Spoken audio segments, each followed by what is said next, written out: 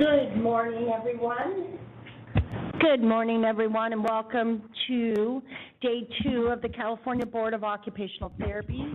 We are coming to you from the Department of Consumer Affairs in Sacramento, California. Let's go ahead and do a call to order.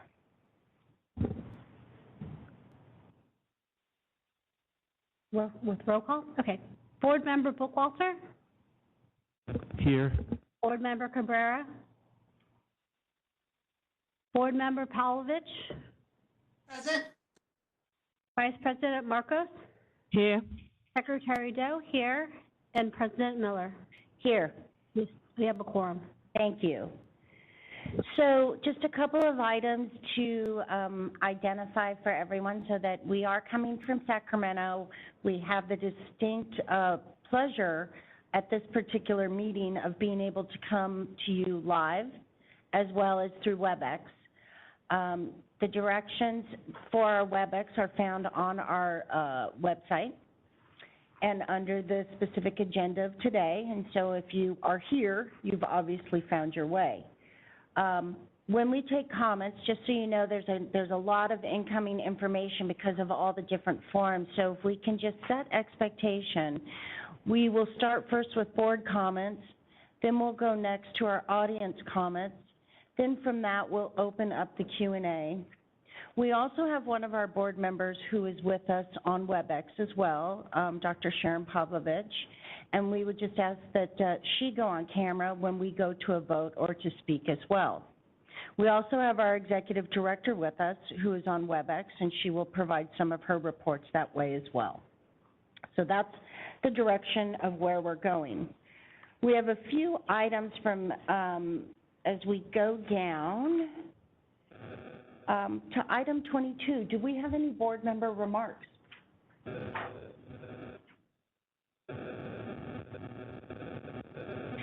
Okay, seeing none, do we have any public comments for items not on the agenda? First from our audience, and if the moderator could please open up the Q&A. This is the moderator, and at the direction of the board, I have opened up the Q&A feature for public comment. Members of the public, if you would like to make a comment for items not on the agenda, please click the Q&A icon located at the bottom right-hand corner of your WebEx screen or use the raise hand function. I'll pause a moment to allow the public time to access those features and submit their requests.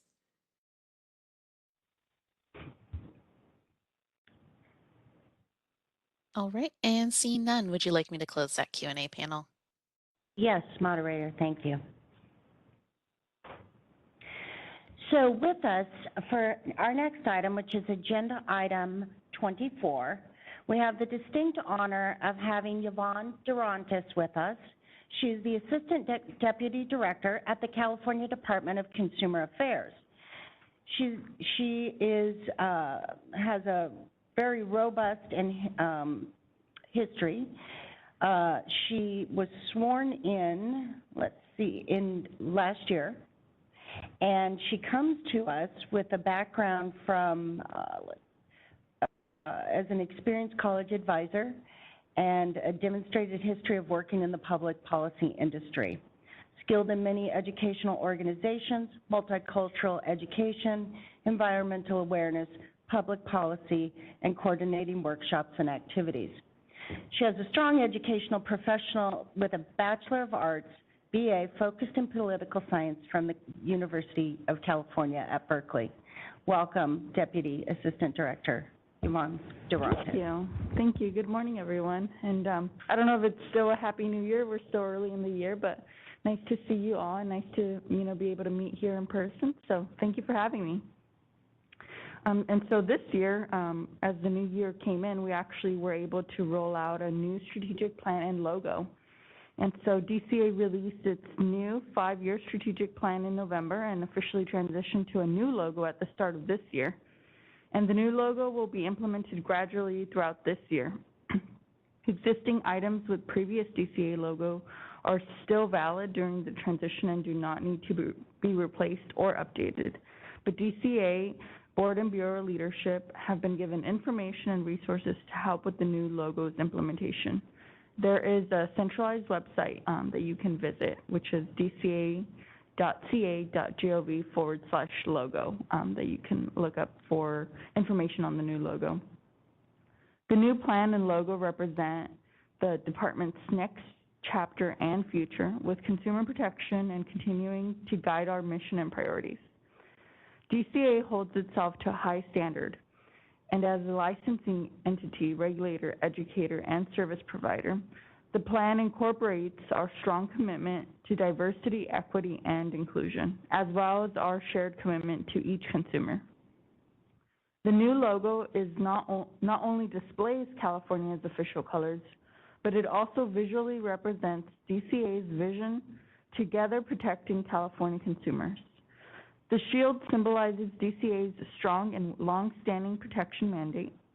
The state symbolizes all 40 million Californians DCA has pledged and is honored to serve. The star symbolizes consumer protection as DCA's true guiding principle, its own North Star. For questions about the department's new strategic plan or logo, please contact Melissa Gear, Deputy Director of Board and Bureau Relations. At the end of last year, the department established its first Diversity, Equity, and Inclusion Steering Committee, also known as DEI, to guide the department's equity strategy, initiatives, and action plans. Comprised of DCA, Board and Bureau leadership, the DEI committee held its second meeting on January 27th and established the committee's charter, discussed changes to the strategic planning process, and developed a DEI fact sheet. Additional resources will be forthcoming that the boards will be able to use and incorporate into their strategic plans and communication. The committee will concentrate on 3 key areas. Number 1, workforce, to find and keep diverse talent. Number 2, workplace, to actively educate leaders and employees to raise awareness and foster an inclusive culture. And number 3, marketplace, to be sensitive of diverse backgrounds and perspectives of consumers, applicants, and licensees. And I do want to note, too, that both Melissa Gear, the Deputy Director of our Board and Bureau Relations, and myself are a part of this committee. And so we will be, your direct line of communication if you have any questions or concerns or anything that you'd like for us to provide in terms of resources or information. The department's DEI steering committee is working to implement the governor's executive order issued in September of last year, which directs state departments to embed diversity, equity, and inclusion into the strategic plans. DCA's solid team is working with the DEI steering committee to develop DEI-related questions for inclusion in environmental scan surveys and SWOT analysis to help guide the boards and bureaus in developing DEI-related goals and objectives as part of their strategic plans. Sample DEI objectives will also be provided to further assist the boards and bureaus. Additionally, DCA is developing video messages from leaders to explain their perspective on DEI and how it relates to the board's roles and responsibilities as regulators and policymakers. Once these new DEI components have been finalized and approved, Solid will begin working with DCA's board and bureaus on the development of new strategic plans or updating of existing strategic plans.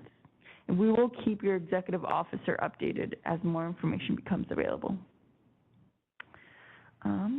So transitioning now and towards new and existing required board member trainings reminder. And so now is a great time to review all necessary board member trainings and submit all of your certificates of completion to your executive officer and DCA at memberrelations@dca.ca.gov. There are 2 DCA-wide mandatory trainings for 2023. This includes the sexual harassment prevention training and information security awareness. All DCA employees and appointees, including board members, will need to complete the sexual harassment training prevention every year. This training is now required on odd number years and is approximately two hours long. In addition, if you are assigned a DCA email, dca.ca.gov ending, you are required to complete the Information Security Awareness Fundamentals of 2023 training. This Information Security Awareness training addresses everyone's role in protecting DCA data and information. And the training is online and required every year. Both the Sexual Harassment Prevention Training and Information Security Awareness Training are available in the department's Learning Management System, which we commonly refer to as LMS. Both trainings can be accessed online at any time, and in the next few weeks, information will be sent out via email on how to access these trainings. Board members must complete Board Member Orientation Training, or BMOT, within the first year of appointment or reappointment. Ethics training within 6 months of appointment or every 2 years thereafter, and defensive driver training within the first year and every 4 years. For your convenience, these trainings are offered multiple times a year and in a variety of formats. For more information, a mandatory trainings page has been created to help members identify, access, and track specified trainings. The page includes direct link to mandatory trainings as well as pertinent information and policies specific to these training courses. The page is available via the DCA Board Member Resource Center page under Required Board Member Training. And you can also reach out to either Melissa Gear or myself. DCA invites presidents and vice presidents to join the President's Training on February 22nd from 10 a.m. to noon. This virtual 2-hour training will outline the role of a board president, including understanding the scope of the role, managing board members, and performing administrative duties. Please sign up now using LMS. The COVID-19 state of emergency and associated executive orders N3920 and N7520 will end on February 28th. Upon the state of emergency ending, the remaining active waivers that DCA issued under the authority of the state of emergency and executive orders will also expire. Again, that's expiring February 28th of this month. Board members and committee members are required to file a statement of economic interest, which is also known as a Form 700, within 30 days of their appointment, annually and within 30 days of leaving office. This year's annual filing period covers the prior calendar year of January 1st through December 31st of 2022. The official deadline for filing is Friday, April 1st. And to ensure compliance, DCA requires that Form 700 filers complete the e-filing by Friday, March 15th of 2023. You should have received an email from NetFile with instructions on how to file your annual Form 700. If you have any questions or have not received that file, please be sure to contact Melissa Gear, and that's melissa.gear@dca.ca.gov. And so one of the other required trainings, which previously mentioned, was the board member orientation training. And so that'll be available on March 22nd and will be offered as a live virtual day of training and possibly in person on June 20th of 2023 and October 10th of 2023. Board members must complete BMOT within 1 year of appointment or reappointment. More information will be available soon, and members can also sign up using LMS. And so I look forward to working with all of you and assisting. I'm happy to, always be of a resource to you, and so happy to answer any questions anytime there's anything needed. Thank you.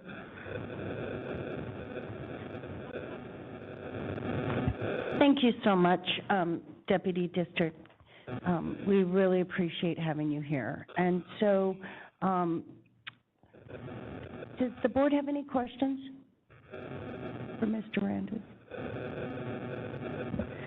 I'm sure we can take this offline, but also I've had issues logging on to the trainings, so I don't know how. Logging onto them or signing up for them? I have gone into it, and they said they can't find my email address, and I'm not a valid person. Okay, that's something Same with I can assist with. Multiple times in multiple different formats, Chrome, Safari, Apple. Okay, so I can go ahead and verify that the members all have active email addresses, so that That was verified in my case, and then there's also a button that says if you have issues, press this, and we'll go send it to IT, and that goes nowhere. Okay, well, So we there's- have assistance that we can provide, and I can send that over to your executive officer to pass over to you. Yeah, should we contact Melissa Gear, or? You can contact me, Okay, and what's your email address? Yvonne, Y-V-O-N-N-E, .Dorantes, that's D-O-R-A-N-T-E-S, @dca.ca.gov. Thank you very much. Yeah, happy to help.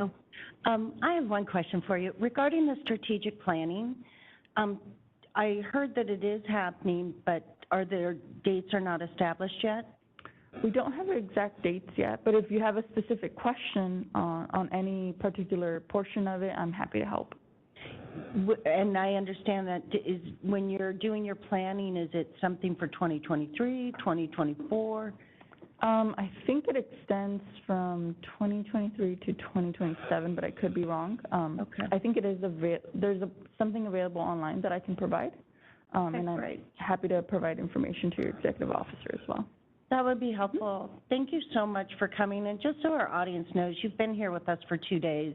We definitely appreciate the support by the Department of Consumer Affairs and yourself, so thank you very much. Thank you. Yeah, I'm happy to help. Thank you. Okay. All right, moving on, we have a few items that we are going to go back to. So following item 24, I'm going to take us back to some of the items yesterday that we tabled for today. So if we could start by going back to item 6, which is presentation of board location requirements, meeting formats, and various ways to observe or participate in person, WebEx, webcast in the meeting. We do have our executive director who is going to go on, who's going to speak about this item.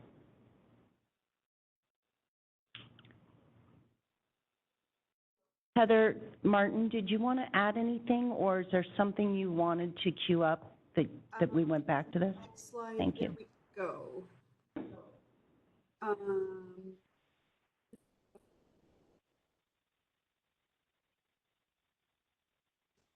Slide. Just one moment, please.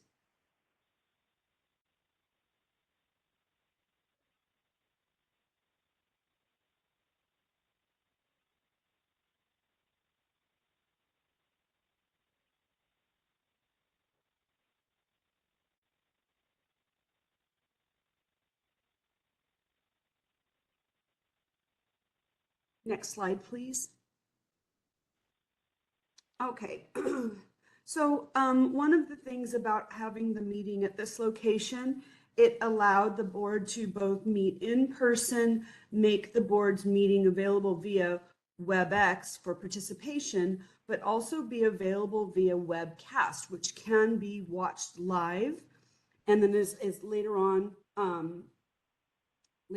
is made available on the board's website.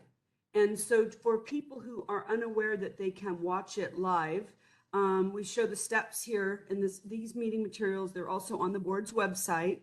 I do want to point out, though, that under step 2, when it talks about clicking on the DCA logo, the logo that you see displaying will depend on which web browser that you use. But whichever one you do select, the next one, it does take you to public meetings, followed by a calendar where you can select the month that you wish to view. Next slide, please. And so then, for example, this is showing the board's meetings on here. And if you click on it, you can see that there is a link to the webcasts. And again, that is what allows people to view the meeting live if they don't join via WebEx. For those who are unable to watch the board meeting live and who want to circle back to it later, there's a screen showing on the screen is the board's website, and it shows how the webcasts are added after the meeting ends. Excuse me. Next slide, please.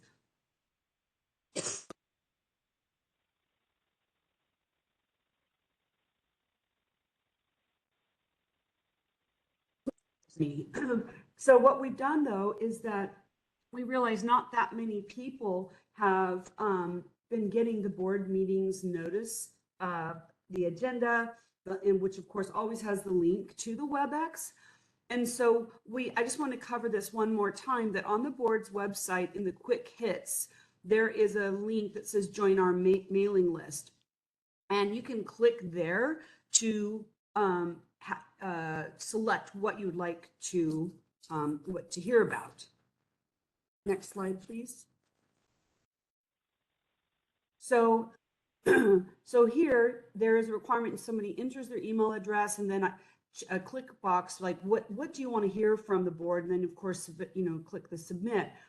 When I do outreach, I always tell everyone you're only going to get 5 to 10 emails a year, and if you do nothing else but select the board and committee meeting agendas, then I mean at least you know what the board is talking about. One of the important elements though is that next slide please, that once you click submit, it does say on there that a message will be sent to you. And what's been problematic in the past is that individuals, for example, might do this on a Friday morning and use their work email address, and then go home for the weekend. They miss the email that comes back to them that says that you need to do the next step. So it's important to note that the next step needs to be completed. Next slide, please. And this is where, when the email comes, you have to confirm that that you did this, and that's to help avoid spam. So we always encourage people to do this. Again, you get a link, you quickly look at the agenda, and then you can simply delete it if you don't want it. And if it's something you're interested in, then you can look to see if the meeting is webcast or WebEx, or in this case all three. I realize the May meeting was selected to be held in San Marcos. And so although it won't be available via WebEx, the meeting will be webcast. And that is all I wanted to cover about the various ways the meetings were held, and cover the reminder for the the interested parties list. Thank you. Thank you, Heather. So, whereas today you're able to be with us here in person, to watch it on WebEx, and then to also go back in webcast, at our next meeting you'll be able to join us live, which we believe will be in Southern California per the board's input yesterday, but we will have firm information from that as staff continues to work on that. And you'll be able to view us also by webcast. So keep staying engaged, and please keep coming forward to the board and dialoguing with us, because it's very important for the consumer in the state of California that we get this perfectly right. Okay. With that being said, we're going to move on to, we have just a couple of housekeeping items. So we've all now received, do you have any comments from the, okay. Let's go ahead and ask our moderator if we have any comments from, if you would open the Q&A, please. This is the moderator, and at the direction of the board, I've opened up the Q&A feature for public comment. Members of the public, if you would like to make a comment on this item, please click the Q&A icon located at the bottom right-hand corner of your WebEx screen, or use the raise hand function. And I'll pause a moment to allow the public time to access these features and submit their requests.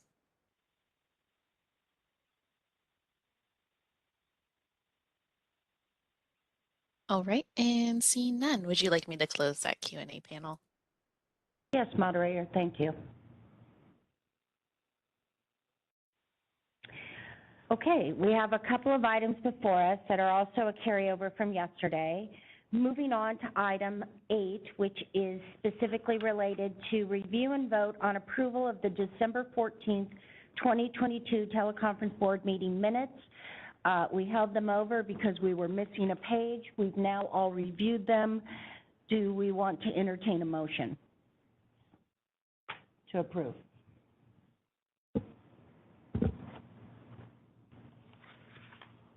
I move that we approve the minutes from December 14th, 2022, and allow staff to make non-substantive changes. I'll second. So we have a motion by Board Member Bookwater. We have a second by Vice President Morcos. Do we have any comment from our audience? We do not. Moderator, can you open the Q&A?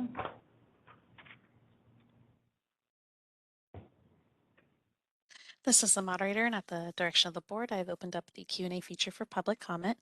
Members of the public, if you would like to make a comment on this item, please click the Q&A icon located at the bottom right-hand corner of your WebEx screen or use the raise hand function. All right, and seeing no requests for comment, would you like me to close that Q&A panel? Yes, moderator, thank you. So seeing that we have no public comment and we have a motion, if we could take roll, please. Board Member Bookwalter? Aye. Board Member Palovich? Aye. Vice President Marcos? Aye. Secretary Doe? Aye. And President Miller? Yes. Motion carries. And the minutes are approved for December 14th, 2022 of the Teleconference Board. Thank you. Okay, moving forward. Now we're going to go to items 13. I want to just cue this up that 13 is an item that's been before us as a board. We've had numerous discussions around it already. It's about earning PDUs for supervising capstone. It is modeled after the PDUs that we've used for field work. We discussed it at our last meeting, the meeting prior. It's been pretty clear the direction the board wants to go. Did we want to have any further discussion, or are we ready to entertain a motion? I move that we approve, amending section 4161 of Title 16, Division 39 of the California Code of Regulations to include supervision of individuals completing a doctoral capstone as a method for occupational therapists to earn professional development units. We have a motion. Do we have a second? I'll second. So we have a motion by Secretary Doe. We have a second by Vice President Morcos. Do we have any board discussion on this? All I want to advise the board is, and I'm sure you're aware of this, but specifically if you're looking, and for those in our audience, if you're looking at our notes, down at the bottom of page 1, item C, the print is larger. That's specifically what we're voting on, that wording, that language which we've built. Any other comments? Board comments? No. Okay. Okay. So, moderator, could you please open the Q&A?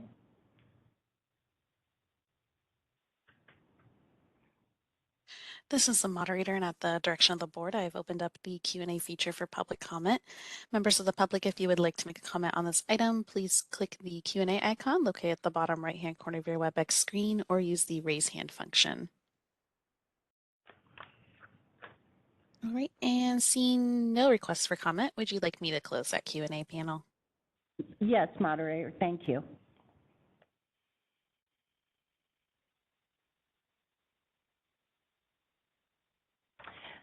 Secretary Doe, if you could please take the vote. Yes. Board Member Bookwalter? Aye. Board Member Palovich? Aye. Vice President Marcos? Aye. Secretary Doe? Aye. And President Miller? Yes. Motion passes. Great. The next item before us, it's agenda item 14. And good work, by the way, to everybody who participated in agenda item 13. That's also something that the public brought forward to us. That's also something that you've asked of us. We've deliberated on it a great deal, but that is a clear example of your board in action and what we're able to do when we work together with our public and our licensees to really understand what we can do to assist there, as well as keep the consumer safe. So this was a very reasonable one, and we're pleased to have it passed. Agenda item 14, I would just want the board to consider, if we could for a moment, if you could look at it, 14 and 15 are exactly the same item, with one being agenda item 14, and you can stay on agenda item 14 for the camera purposes, but please know that my comments to you as a board are about both taken together. The only difference between agenda item 14 and agenda item 15 is 14 is occupational therapist, 15 is occupational therapy assistant. So what I want to draw your attention to, this is just a technical item for you to consider, and that is that when you look at page 2 of agenda item 14, number 4, the wording specifically is no more than 3 level 1 fieldwork students, level 2 fieldwork students, doctoral capstone students, or limited permit holders at any one time, except by approval of the board. This was on the November meeting. This was noticed so that we could vote on it today. However, when you go back to page 1 and you look at item C, which is doctoral capstone student means an occupational therapy student completing a capstone project or capstone experience while enrolled in an ACODE accredited doctorate degree program. That was not noticed, so I would like to put forth to the board, that language was not noticed for our public, so the suggestion is to put forward to you that we will bring back items 14 and 15 for approval of that language after it's noticed at our May meeting. Are we good with that? I support that. I don't need a motion to do that, right? So specifically, part of the language was noticed that's in 14 and 15, what's before us. Part was noticed, part was not. So I want to, my suggestion to the board, and they agree, is that we're going to hold on this item until our May meeting. Do we need a motion to do that, or is this just part of setting the agenda? Heather Martin, did you have a thought on this? Hello, yes, I explained to Denise that the definition was noticed, language was noticed after the agenda had gone out. And since there's going to be another update on item 16, I'm in agreement with it all being pushed forward, 14, 15, and 16. Heather, do you need a motion from the board to do that, or is that just part of my setting the agenda with you? That's part of setting the agenda, unless one of the board members disapproves and wants to act on 4181, since that one was noticed. But Perfect, thank I think you. it would be more complete if it was all handled at the May meeting. Thank you. So is the board in agreement? Okay, we're going to move forward then. So that was agenda item 14, agenda item 15, and now moving on to 16. Specifically, what's before us in item 16, which is consideration and possible action on determining the maximum number of students completing a non-clinical entry-level doctorate capstone that can be supervised by an occupational therapist who is concurrently supervising occupational therapy assistant, limited permit holders, or students completing their fieldwork. At our November minutes, there was a direction by this board and board members to have this go to the executive committee and the fieldwork council. We would like to do that. As you know, I'm newly elected, and we would like to do that and bring that back to the May meeting as well. So wondering what the board, letting the board know about that too, and if there's no issues with that, we would bring item 16 back after doing the work that we've suggested we would do. We will have more information for you. My question is the Fieldwork Council meeting? We have a Fieldwork Council committee, correct? Are they meeting? So would they be meeting in time for a May meeting, or should we say as soon as the Fieldwork Council meets, then it will be brought back to us? It looks like our executive officer, Heather Martin, is going to go ahead and take this. Hi, thank you for that. So Linda, the board's direction at the November meeting was to have the admin committee meet, but to invite participation from the California Occupational Therapy Fieldwork Council. The committee meeting is not subject to any meeting by the Fieldwork Council. It's an invitation to those individuals so that they can provide feedback or input on the various scenarios regarding the non-clinical practice. So it's not dependent upon that council meeting. Does that make sense, or do you have more questions? Yes. So what we're saying is to, Specifically to your question, there is a fieldwork council, and we do expect by invitation that they will want to meet, and we will bring that back to May. okay, that's, Does that satisfy? yes. I just wanted to make sure that they would meet in time for us to have something come back to us. We will force, no, I'm just kidding. None of that will happen. Thank you, Executive Officer Heather Martin. Where we're going with that again is we will bring back a report on that in May. So regarding our public, do you have any comments on item 16? So we've gone through quite a few that we're tabling and bringing back. Are there any of those? I'm taking them as a group. Are there any of those you'd like to comment on? Okay, moderator, if you could open up the Q&A, taking those as a group. They were just housekeeping issues for this board. If we could identify any comments on item 14, 15, or 16. All right, this is the moderator, and at the direction of the board, I've opened up the Q&A feature for public comment. Members of the public, if you would like to make a comment on this item, please click the Q&A icon located at the bottom right-hand corner of your WebEx screen, or use the raise hand function. And it does look like we have a request from one individual, Akemi McNeil.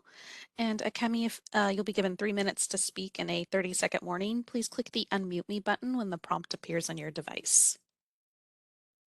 Welcome, Akemi. How nice to hear from you. They hear me? Yes, we can hear you. Can. Great, thank you. To the board, thank you so much for these topics. I really appreciate learning everything yesterday and then having these on the schedule as well. I just want to let everybody know that the California Fieldwork Council meets on a monthly basis, so I think we can definitely provide feedback if we can maybe have the questions or anything that you would like directed to us, absolutely. And I do think that this is such an important topic because fieldwork varies so much between a level 1 and a level 2, and maybe what supervision can look like. Thank you very much for those comments. Anyone else? All right, this is the moderator. We have Bryant Edwards. And Bryant, you'll be given 3 minutes to speak and a 30-second warning. Please click the unmute me button when the prompt appears on your device. I had a question related, I mean, I guess it's sort of related to item 14, but just within the document that was provided, and Denise, I appreciate that you highlighted the larger text at the bottom. There's also underlined text under section 3B 1 and 2, and I apologize if this was in minutes from November, December, and I just don't know, but have 1 and 2 also been approved, or is that just draft language for future discussion?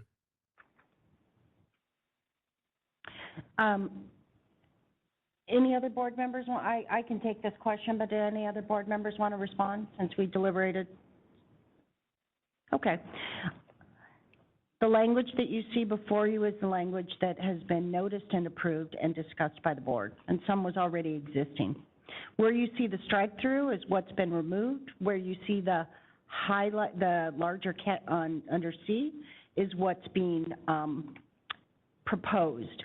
However, on 4180, so going back to item 14, which I know you're aware of, on 4180 under item C, that was not on the notice from November, so we have to bring it up here, notice it, discuss it in May. And we're going to take both of 14 and 15 together because one is for the occupational therapist, one's for the OTA assistant, occupational therapy assistant. Supervision parameters are, as you can see, that is the wording as it exists in Title 16, Division 39, California Code of Regulations. When you go to page 2, 1, 2, and 3 are as they are. Number 4, which is also in larger cap, is on the agenda from the November meeting. And so this is something that we would have gone ahead and voted on, but we're not going to because we have 2 parts to this section. Does that help, Bryant? Yes, sort of. So I was specifically referencing the underlying text related to the requirement for 2 units for ethics and healthcare, and then the 1 course related to sociocultural factors, diverse populations, and bias. And the only reason I'm asking is because when I go on the CBOT website, I don't see that language currently in the regulations, so I just didn't know if that was still draft language. We actually see you. Thank you, Brian. We actually see you, Heather Martin, if you can just give 1 second. Brian, as a point of clarification, can you identify specifically which agenda item you are talking about? Is it agenda item 14? Oh, no, I misspoke. Sorry, it was agenda item 13. So sorry if I'm out of order. Okay, gotcha. So let me just ask a question here. If a public, Helen, I need some input here. If a public member's coming back to discuss an item that we already went through, can I open it up again?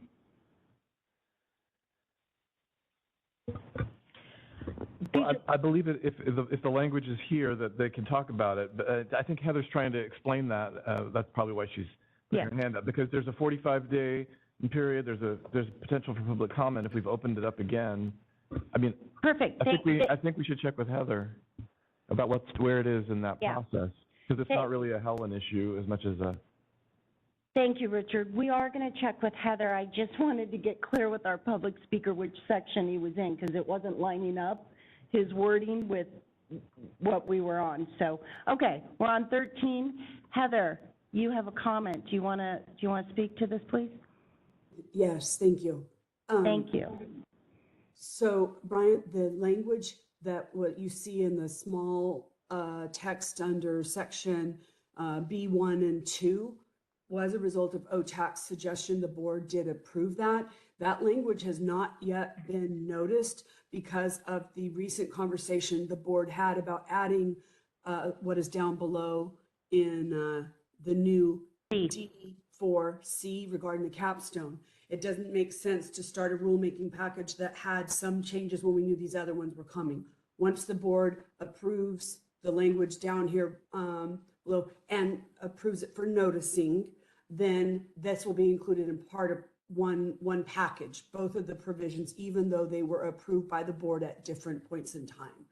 Does that answer your question? Yes, thank you so much. All right, thank you. And again, apologies Thank you, Heather. for backtracking.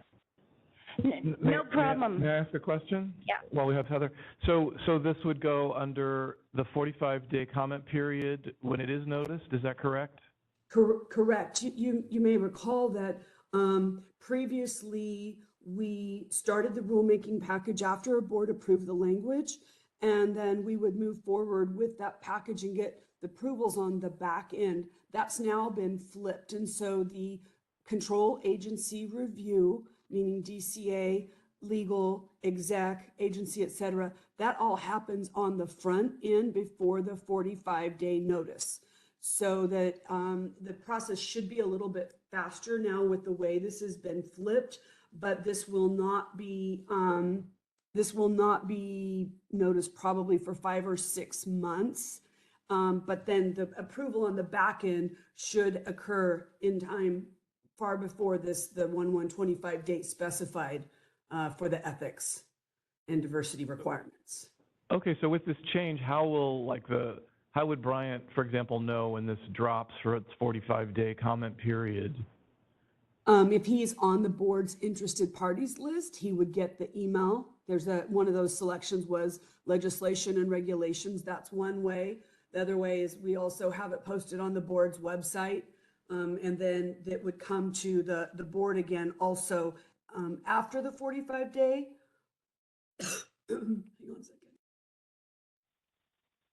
Thanks. But so I would just encourage Brian, if he hasn't already done so, to join the board's mailing list to ensure that he gets that, because we not only mail out physical postal mail copies to individuals who request information that way, but we also do send the listserv email to provide the 45-day notice regarding any changes as well.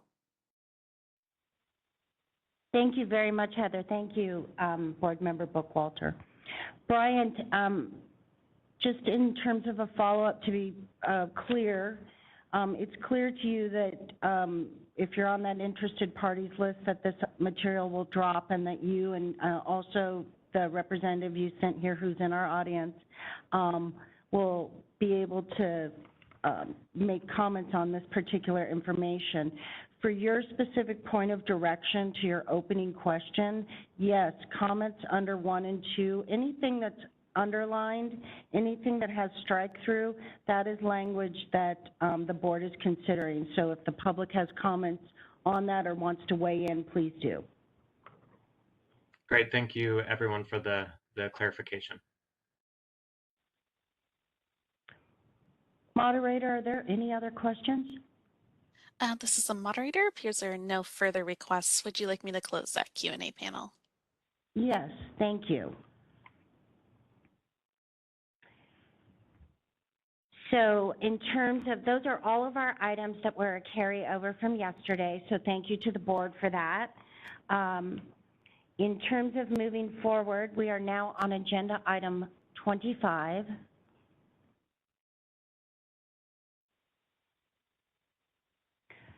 Discussion and possible action on whether occupational therapists working in public health can perform internal digital examinations and provide various treatments, including but not limited to biofeedback, use of modalities, and external manual therapy on clients.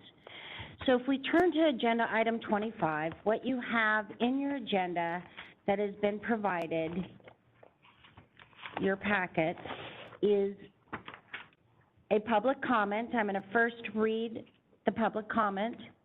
I hope this message finds you well. I'm trying to find out some information to OT scope of practice within California and hoping you can point me in the right direction. I am interested in the ability of occupational therapists working in pelvic health to perform internal assessments on clients. I know that states, countries vary on whether or not OTs are allowed to do internal exams, and I've believed that California regulations do allow for this. However, I can't find the language on it anywhere in the OT Practice Act or California Code of Regulations. Would you happen to be able to point me in the right direction? That is our first public comment, and I'm going to just take the whole packet in order and then go back to the board for any of your comments. Followed up by that, we have been provided with public meeting minutes from November 2nd, 2018 by the Oregon Occupational Therapy Licensing Board. We very much appreciate our audience member, Carlin Daly-Rayom, who's here with us today, for providing this information for the board to consider. Following that, there was a public hearing on the State of Nevada Board of Occupational Therapy, notice of public hearing on July 16, 2022, to which there was a Senate bill and proposed language and such. Those are all of the items that we have in the agenda on 25. I wanted to go ahead and open it up to the board for comments and discussion.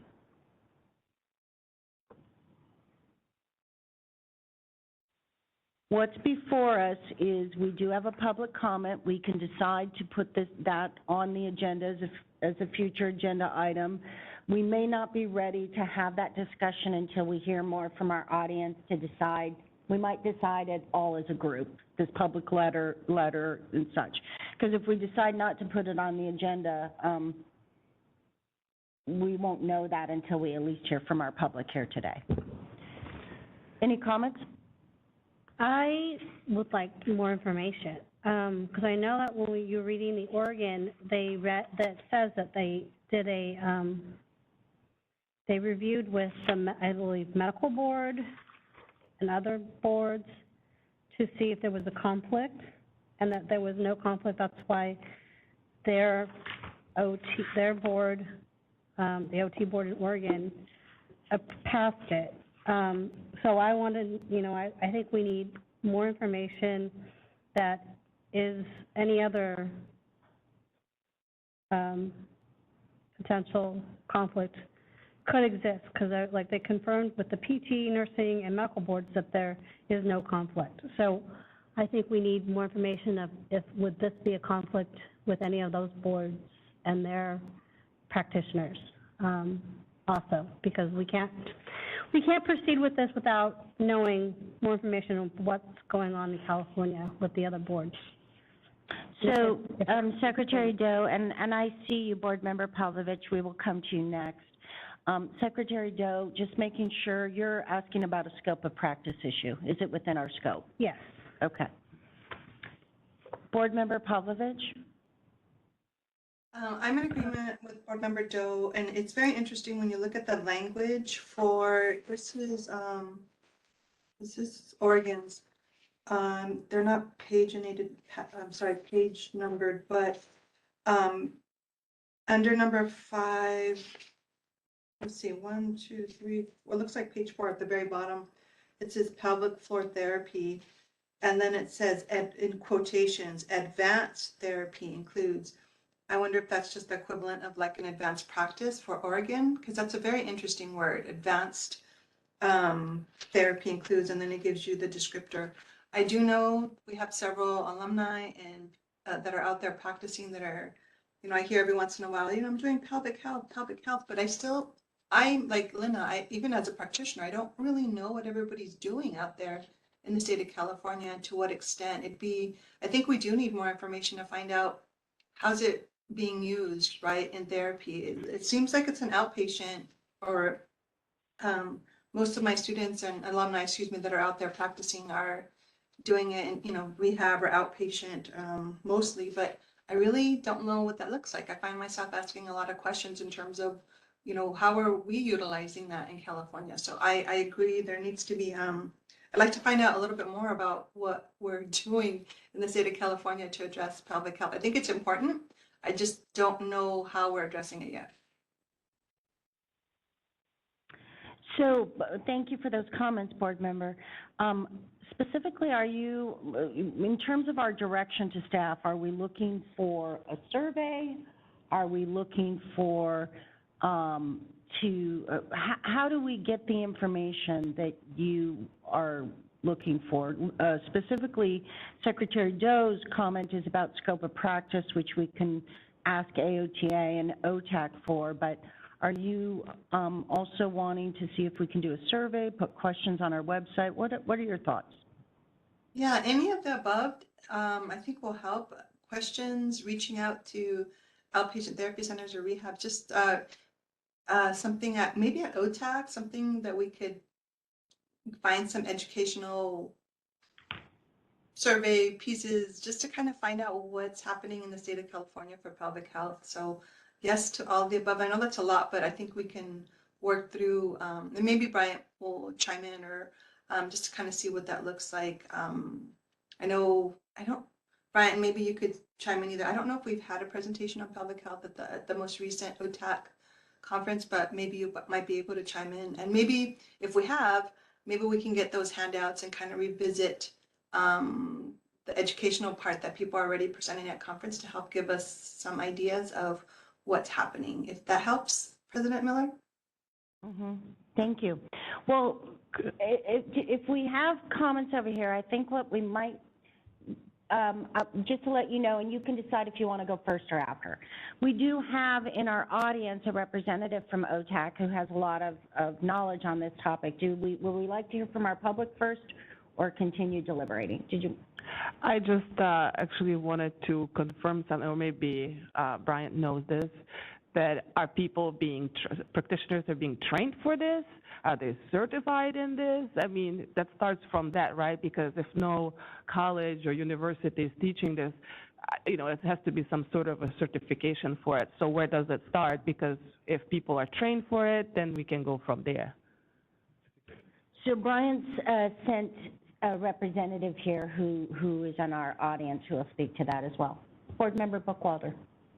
Yeah, I'm a little bit familiar with this, but I haven't done, obviously I've done internal examinations, but I've been a supervisor where we've had a PT who would do groups. Usually when you think of pelvic health, you think of women perhaps after childbirth, Kegel exercises. It's the occupations having to do with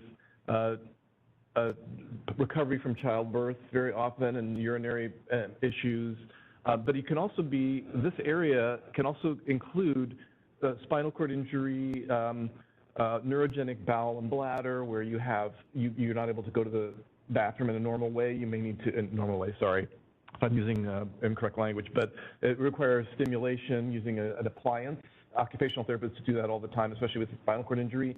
Some people need to use an appliance to have a bowel movement. You may need to insert something. You may need suppositories, or you may need an enema kind of thing. And how do you administer that, or does the caregiver administer that? So it's a complex issue for me too, because that aspect is not just. I mean, you tend to think of it as women's health and pelvic floor exercises and Kegel exercises. Well, you don't need. So you can address those occupations as an occupational therapist without doing, I would say, without doing internal exams. But I know that nurses do them. Physical therapists, I may do them, so I would like to find out. I believe they do. They do. I would like to find out what the language is that they use to in terms of scope of practice, which goes along with what Linda Doe was talking about. And I've never, I've been an occupational therapist for 27 years, and I have worked in a little bit of this area, and I haven't done it, but that doesn't mean that there might be circumstances. Also, we have a responsibility to the consumer to prevent sexual abuse, and we have cases where there is inappropriate touching of clients in the area, so it's an important area to be careful about in crafting legislation. You don't want to prevent someone with a prolapsed bowel or a vaginal prolapse or something. You want to be able to treat that. I've also been in a situation as a therapist where I'm in a home health and someone is having a bowel movement in front of me and I have to clean them. So I don't want to be able to, and I'm the only person there. So I don't want to be prevented from caring for somebody in a situation where that's happening, right? Because I have been in that situation. Yeah, so I think more information, I would welcome more discussion about this. Maybe a committee, maybe not. I don't know how you want to do it. Yeah. Thank you for all those comments. I agree with you, Board Member Bookwalter, and I think that we are talking about scope of practice. We are talking about language in terms of advanced practice guidelines. I'm adding to the list, at least from me, that aside from the state of California, because we don't have this in our advanced practice guidelines, I'm interested in those states that do have occupational therapists offering this, knowing that language in the advanced guidelines.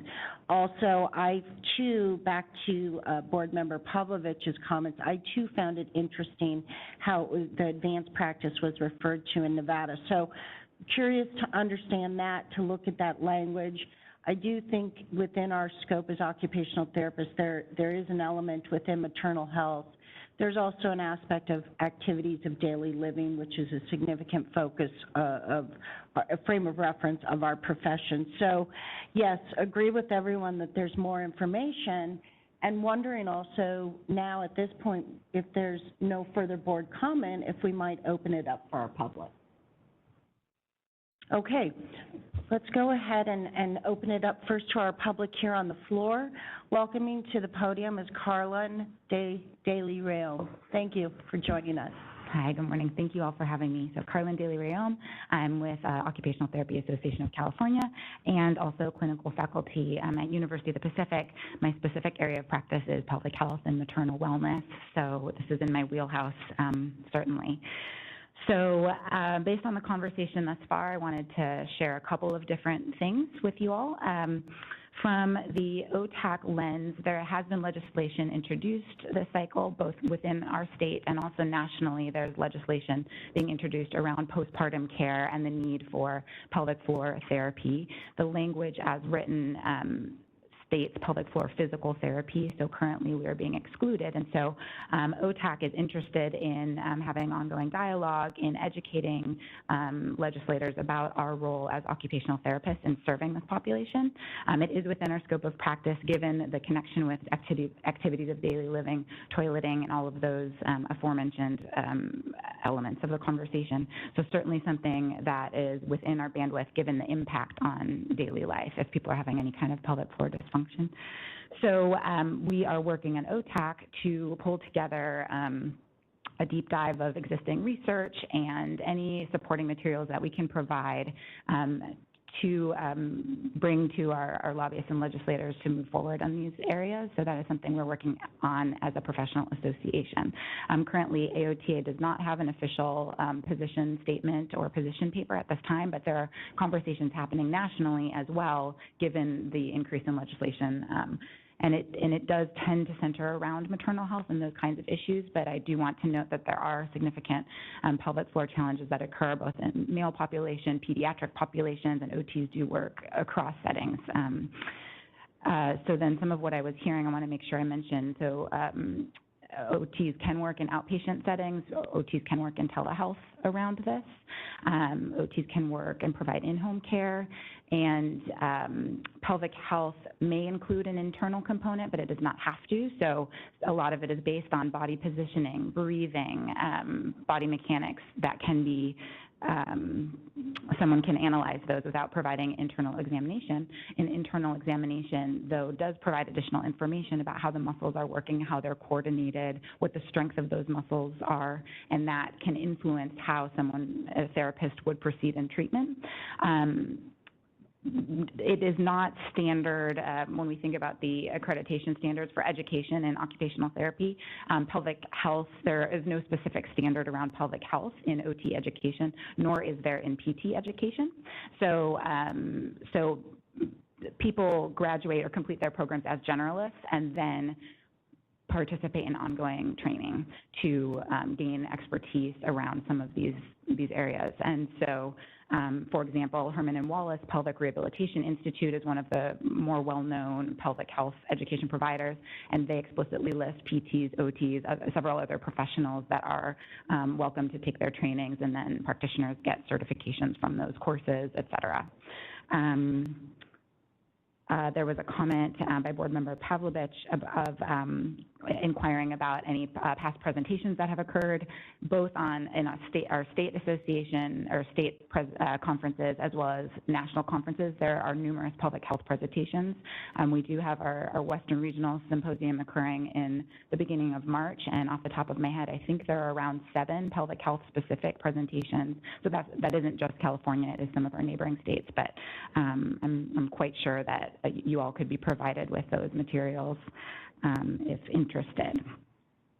I will pause there and see if there's anything else I could speak to related to this. So, thank you, Carlin. So if you're comfortable, if you would stay up here and if we could continue to go to the rest of our public comments, and then we'll continue to dialogue back and forth because there will be questions, I think, coming back to you. Are you comfortable with that? Yes. I have a question right now. So it looks like Oregon and Nevada has it. Do you know other states that have this written? Thank you. Great question. So I am, because this is a personal passion area, am trying to pull together all of the documents, and off the top of my head, I do not have any other states that I could provide for you.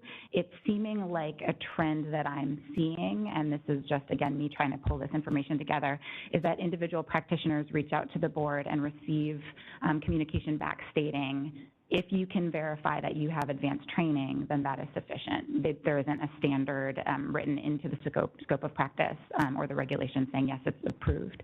It also seems, as far as I've seen for physical therapists in California, that there is no explicit statement regarding internal work for physical therapists or therapy assistants either.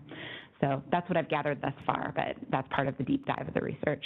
Thank you. But there are physical therapists practicing that. Absolutely. We have a question from board member Sharon Pavlovich. Hi, Carla. It's good to see you. You too.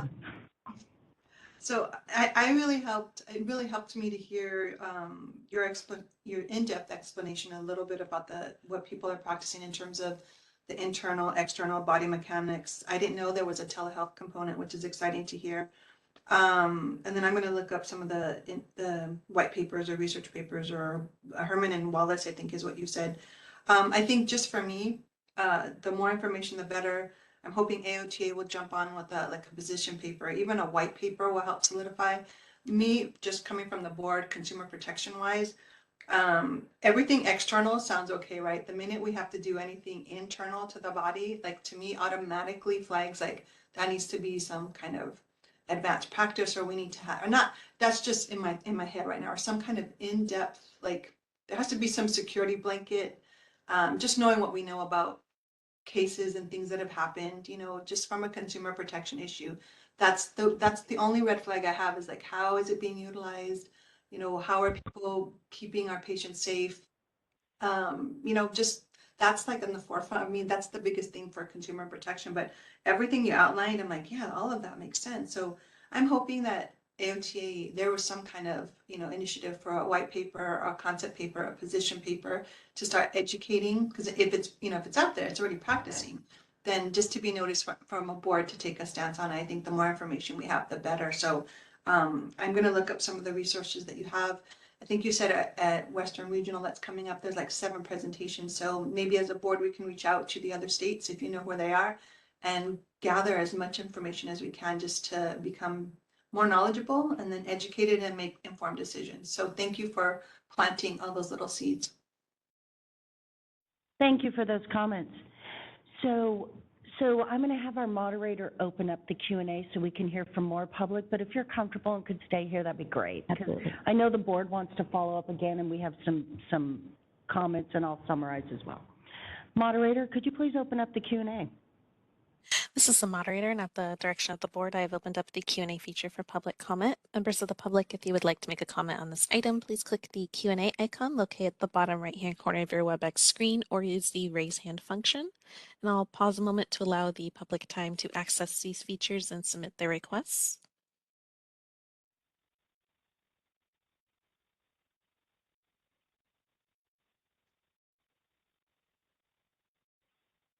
All right, and seeing none, would you like me to close the Q&A panel? Yes, please. So I have a couple of thoughts and comments. For your consideration and what you might take back to the Occupational Therapy Association of California, as well as your president, Bryant. In terms of, there's a number of things before us, some of which is truly in the wheelhouse of why this board is created, and some which we would lean on you as our professional association. If you think it's reasonable, I mean, I think it's a discussion together, ongoing, are my thoughts. And in that ongoing discussion, you as the association we could lean on you for that evidence, for the listing of those 7 presentations, for that reference, for any of that, because you would be the subject matter experts on this area. What's before us and what we think our staff could go out, like I don't see this as a May topic, I think, do you? Mm-hmm. No, I see it like August, really, to be honest, in terms of the researching. But if our association wanted to work on this and come back to us, where I think we can do our due diligence is to survey our members, like Board Member Pavlovich suggested, and we can look at the other language that is in the other associations, and we can look at other states, so we can do that regulatory piece. That's what we're here for in terms of, and if, and also, if you're not even ready by August, because I think you've also identified that AOTA hasn't taken a statement. So there's a number of things from a practice position that really has to come before, but at the same time, we can be doing our due diligence as well as a regulatory board. I don't know, what do people think? I think you said it perfectly, President Miller, so I have nothing to add. I agree. that satisfy everybody? So again, if you want to follow up email or you want to dialogue after, I'm perfectly happy. I'll go through staff, but the email would pretty much summarize what I've just identified, what we're looking for from our association, and then identifying specifically what we could do. Now, with that being said, if there's no more board comments, I do think we need to go back to the public moderator and open up the Q&A.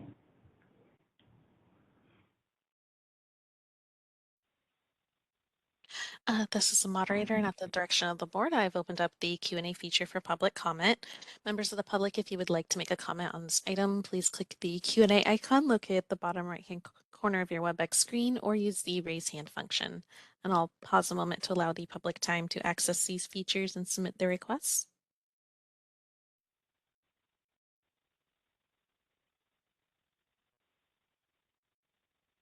All right, and seeing none, would you like me to close that Q&A panel? Thank you, moderator, we would. Okay, so there's no action, well, there's one action item. We have a comment from our, we have a public comment.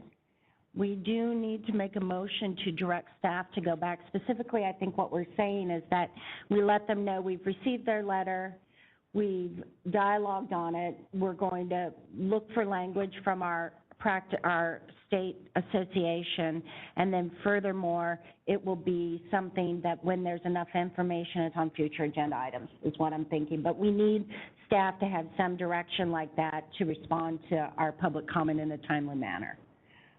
Anyone want to entertain a motion? Thank you. I move that we instruct staff to gather more information on the scope of practice of public health, other profession scope of practice, other states' rules on it, and the current practice in the field, and bring it back to a future meeting. So specifically, I don't know if my request was clear enough. Specifically, I didn't take a second, so it's not on the board. Specifically, that the motion is about the letter to our public member. Oh, right, the letter, I'm sorry. Yeah. Do you want to? I'll withdraw my motion and redo it. So we can instruct staff to write a letter to the commenter, a member of the public, identifying the actions the board is planning to take with regard to this issue, including looking at scope of practice for other professions, other states, and discussing them further at a future meeting. Perfect. Second. All right. Do we have any public comment? Thank you all for the opportunity to talk about all this today. Thank you. Thank you. Moderator, can you open the Q&A in case there's any public comment? This is the moderator, and at the direction of the board, I've opened up the Q&A feature for public comment. Members of the public, if you would like to make a comment on this item, please click the Q&A icon located at the bottom right-hand corner of your WebEx screen or use the raise hand function. And seeing no requests for public comment, would you like me to close that Q&A panel? Yes, moderator, if you could please close the Q&A. And Secretary Doe, if you could take a vote. Yes. Board Member Bookwalter? Aye. Board Member Pavlovich? Aye. Vice President Marcos? Aye. Secretary Doe? Aye. And President Miller? Yes. Motion carries. So the time is 10:44. We have a couple of items before us with our executive director, and then we're going into closed session. I think now is a good time for a break. And I'm going to go ahead and have us take a 15-minute break. It's 10:45. We'll come back together at 11, and then we will finish off the rest of the agenda items and go into closed session. Thank you very much. Oh my God.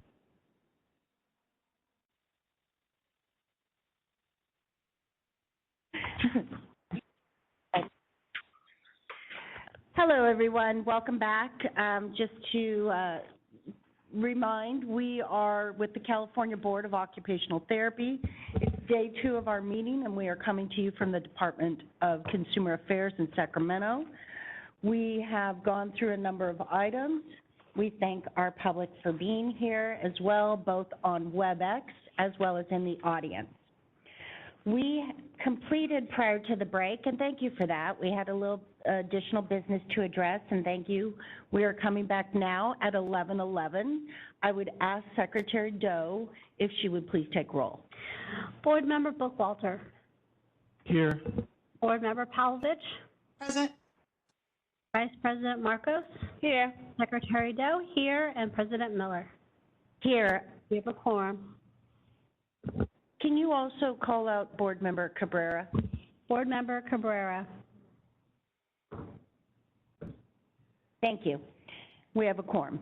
All right, moving on to item 26, update on establishing new fees to ensure the fiscal solvency of the board's fund. The board may take action on this item. I'd like to go ahead and invite our executive officer. Heather, is there anything that you would like to state to open this item up?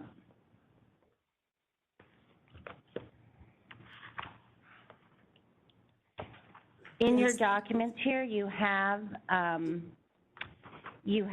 the fund that you can review, and waiting to see. Do you have any comments, Heather?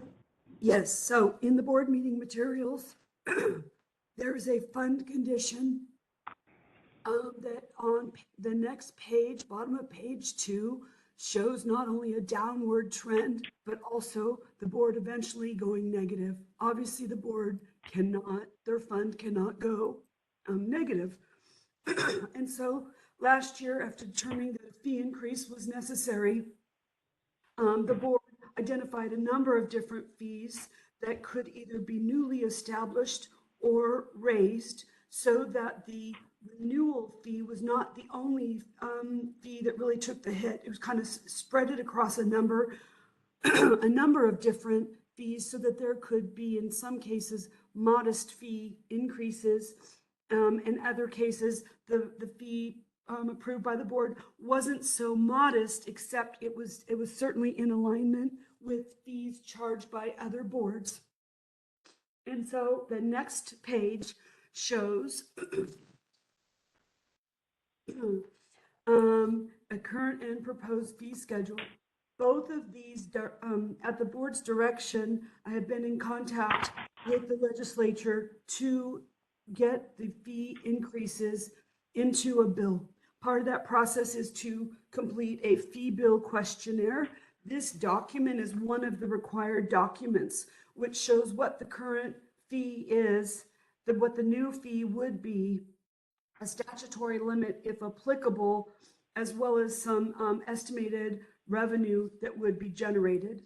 This is a snapshot document, and there are a couple more fees that have to be added to this before it's ready to be submitted to the legislature. The next document takes that fund condition and, in highlighted in yellow and bold text, shows the proposed fee increases. It shows the amount. For example, under OT delinquent fee, it shows it's currently $135. It would go up to $150. And that's a $25 increase. And so to the right is the corresponding increase in revenue. Because if the bill is introduced this year and it's signed by the governor, it would take effect 1/1 of 2024, which is why the column budget year 23-24 shows estimated revenue at 1/2 of what would be collected in fiscal year 24-25. That would be the first full fiscal year where the newly established fees and increases would take effect. Excuse me. So you see there's a number of different fees. Excuse me. My apologies. And then in the third block down under new, that we've used bold italic to show you that there are the new fees, and that includes the pocket license. Are you comfortable explaining? Are you comfortable explaining? Because we did it. So, Heather, to our executive officer, please don't strain your voice. You do have 2 board members here who are on the subcommittee. I've asked I've asked Board Member Linda Doe, she's perfectly fine identifying the bottom box. If you would like to take a break, you do have a big report coming up next.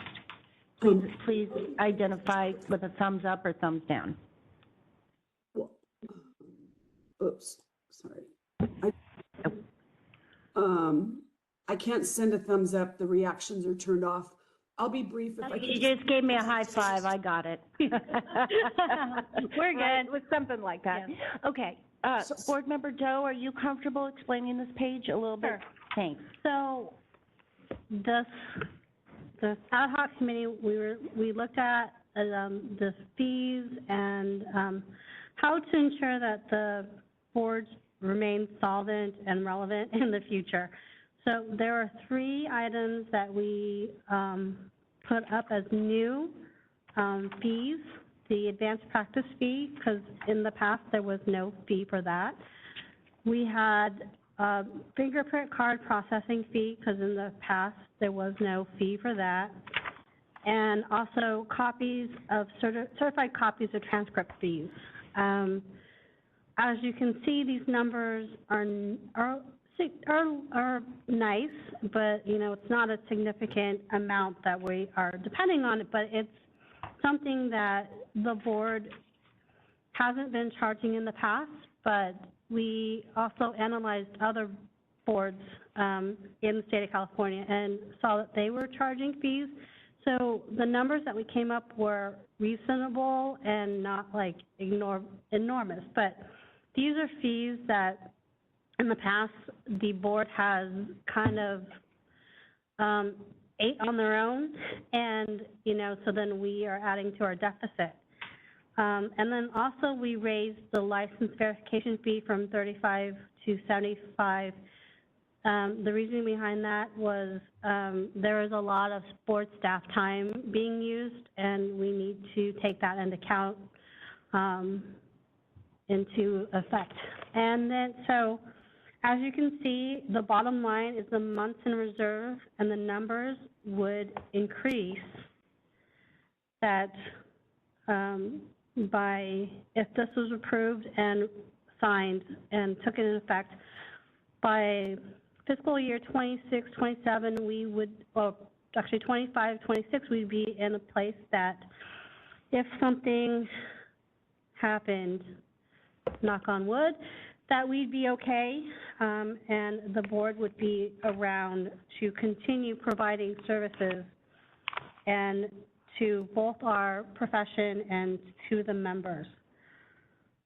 If you want to compare that to the numbers of the original budget, you can see that it's a significant change, and that this would help the board be solvent, and we wouldn't be in the negative percentage.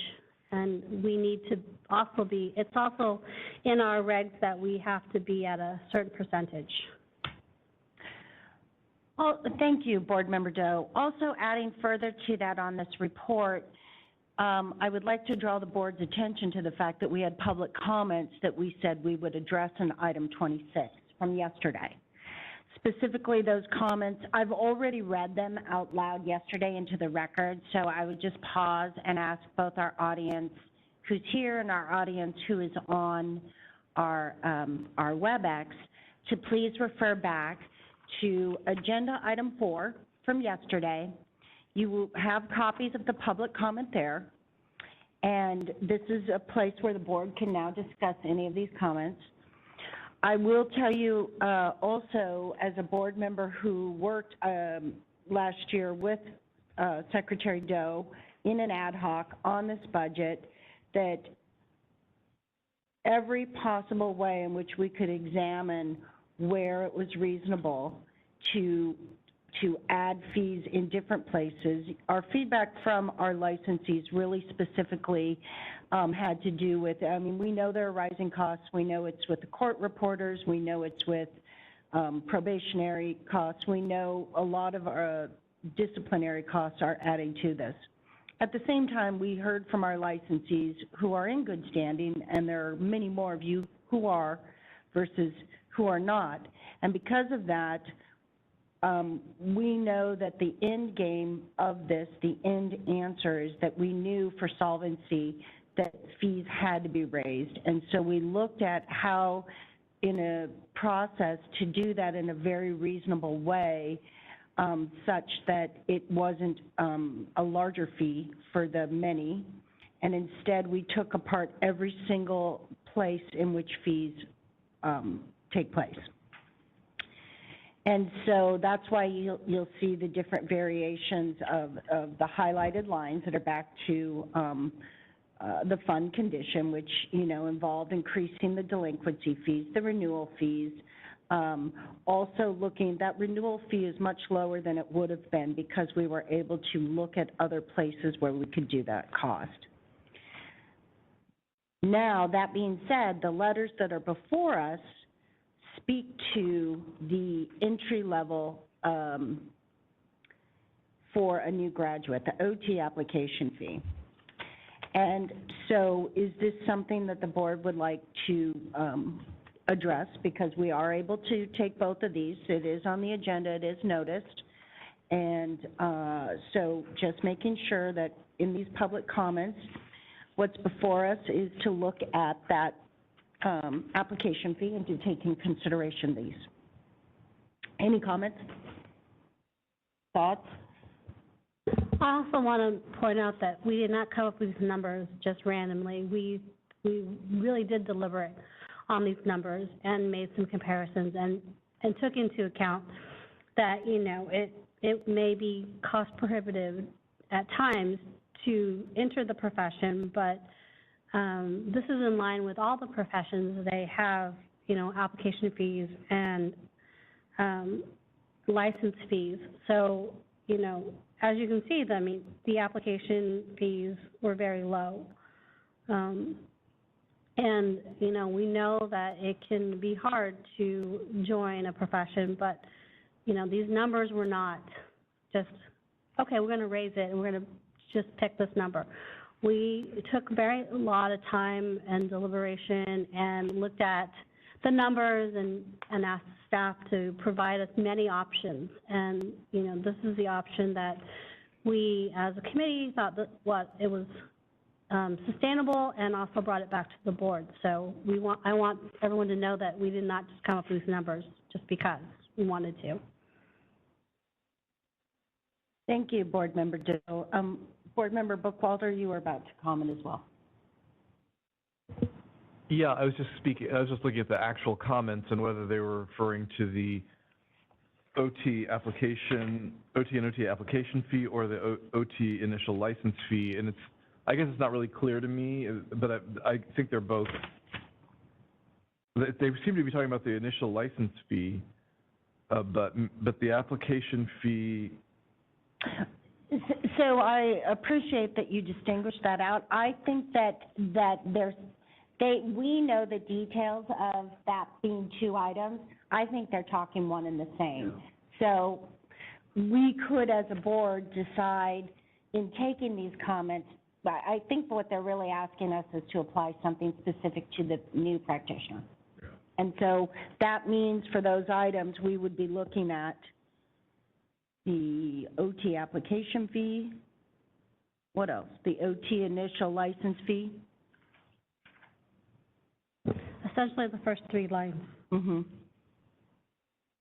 Now, at last year, at the occupational therapy, this was called out in the public comment, but just drawing your eyes to the fact that there was a discussion with our executive officer and the limited permit was raised as one of the options. So that's something for the board to consider as well. If I may, I'm looking at the revenues that are brought in by the fee increases, and the largest single source.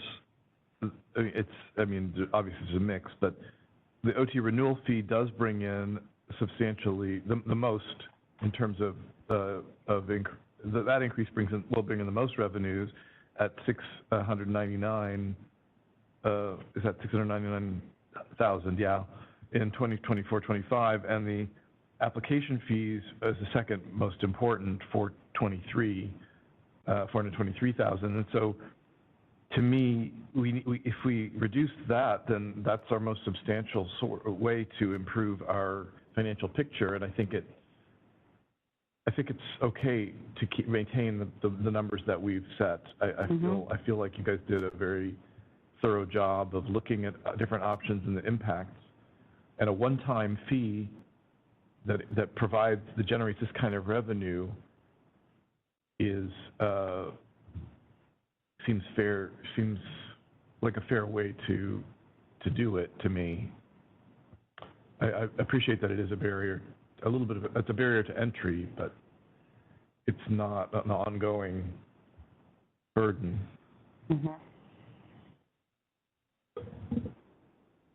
Any other comments?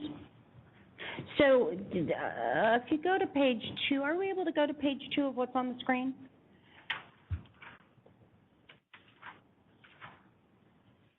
Page 2 of the fund condition with proposed fees. Thank you. So if you see new advanced license verification, so there are a couple of items in here as well. But again, keeping in mind that the application fee is what it is, and the OT initial license fee. So I guess what's before us, because we have we have to direct staff in terms of a response, and well, let's just answer this. We have answered this in so many forums. I don't know the answer right now, so this is really a brainstorming, but we have answered this in so many forums that we can opt to do nothing and not have staff be directed to do anything, because they have done so many forums, and we know where our resources are limited. So that is truly an option. We can opt in the outreach to our members to respond to these letters, but then I think we have to craft what that message is and help identify that for staff. Or we can take into consideration the comments and look at those two particular fees specifically. Now, I would hope if we go that route, we wouldn't as a group decide to do that today. That would be something we would send back to the ad hoc committee, because there's so many levels, as Secretary Doe identified, there's so many levels to the questions that are asked. So much work went into this that if we were to even consider changing a fee, we have to do a little bit more due diligence. So I don't think this, an option is for us to come up as a board today. I think it's do nothing, respond to our commenter, and say that this is as it is, or send this back to ad hoc. What are your thoughts? My thought is to respond back to them and say, thank you for your comments. The board has taken a look at this. We approved this at our last meeting, or the 2 meetings ago, right? We approved this as a board. We appreciate this. While this is the direction that the board has decided, we're willing to revisit this, but in the future. But right now, this is what we approved, and thank you for your comments. We appreciate your comments and understand, that this is a barrier. But this is a way to protect the profession and to protect the board for the future, because without a board, there is no profession, right? That's my suggestion. I don't think we should send this back to ad hoc at this moment. I don't think we should do nothing. I just think we should say, thank you for your comments, and we appreciate that. And we appreciate, you're expressing your concerns. Thank you, Secretary Doe.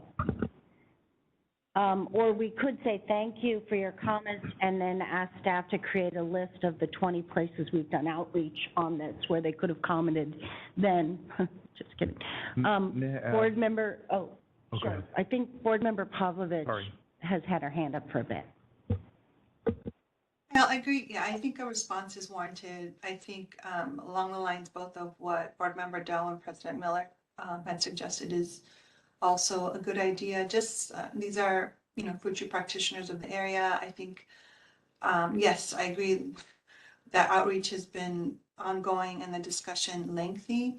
So I think a letter that crafts the appreciation for the letter, and also somewhere in there, a suggested bullet point of links of where this has all been discussed, whether they're WebEx meetings or minutes meetings, that they can, you know, there's a list of, like Denise, I think you said an arbitrary number like 20, but if there is really 20, let's bullet them and say this is where you can access all the materials, right? This, we understand, you know, because I think some of this information is coming from new grads, right? And everything's going up, tuition's going up, licensure fees going up, NBCOT, AOTA, OTAC, you know, they have so much to invest in and then they have to pick and choose. So that you don't have a choice with CBOT, you have to belong in order to have your license. So I think it's important for them to understand, and if we can bookmark or bullet where they can find this information, I think that hopefully the onus is to look it up to understand that due diligence was carried out by the board in really trying to figure out how to, you know, create solvency and the lowest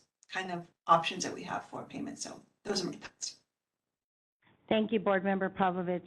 So from two board members, what we've heard is they're going the direction of we do respond to our public. We do validate that fees are going up everywhere across the board and not just us, so that we identify that we've heard that message. We do re-emphasize the importance of what it means to hold a license and such, and then we thank them for their comments. That's a suggestion to board members. Anybody else want to weigh in with more direction to staff and or comments? I would just add a component of that the board is required by law to finance its licensing, enforcement, and regulatory activity through fees, to be a responsible steward of licensing dollars, and that's a legal requirement. So we have. Mm-hmm. And then also to that, thank you for that.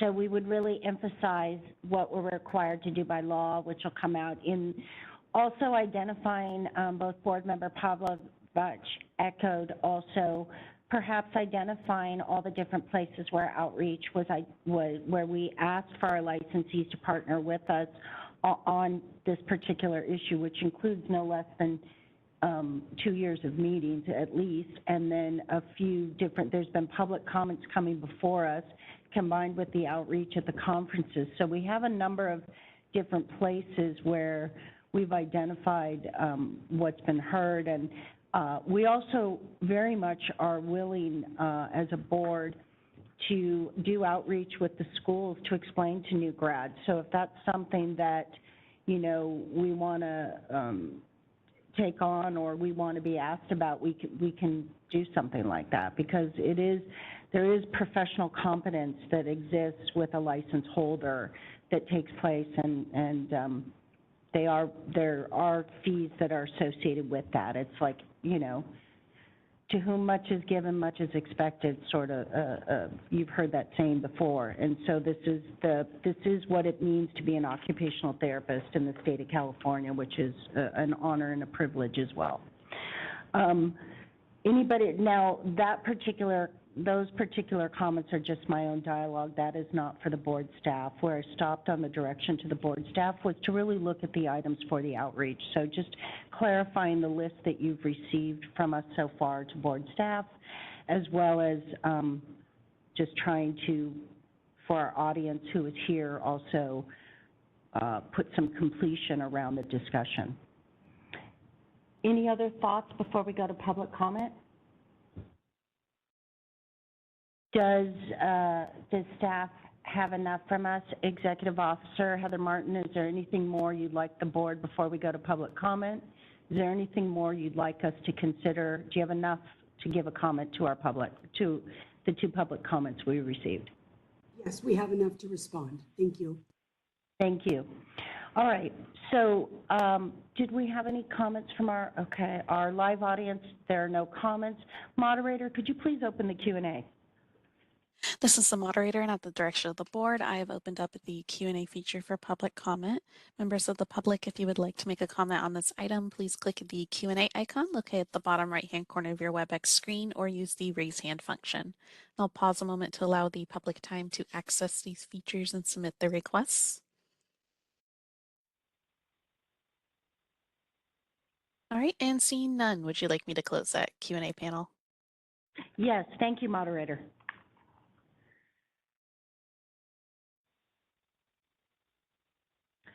So we do need a motion regarding the direction to board staff.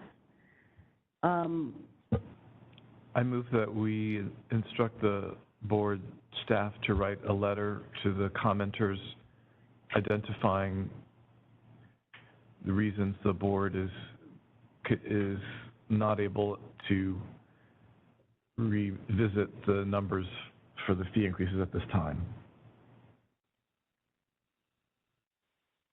I second, and can we add the caveat as so discussed during item 26? Because we gave a list there. Can we do that? And Yes. would you like someone else to second then? Is it okay that I second it? Yeah, no, it would be as discussed, yeah. As discussed during item 26. Okay, that's the added into the motion. I don't know, would you be comfortable just restating it? Do we have it? Where are we? Staff have it?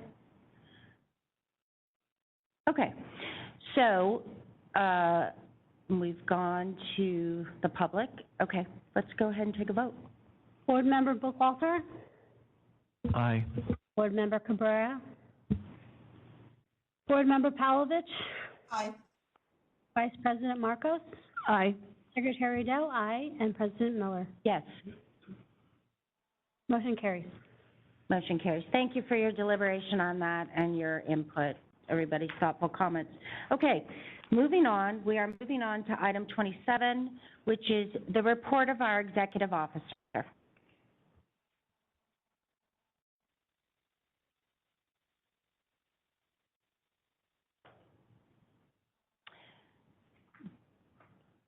Okay,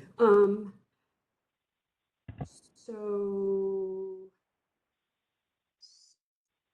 there we go. Okay, so as you can see, we have been very busy recently, and we're able to fill several positions. In two have already started, two start Monday, and then we're looking at another permanent staff starting hopefully March 2nd.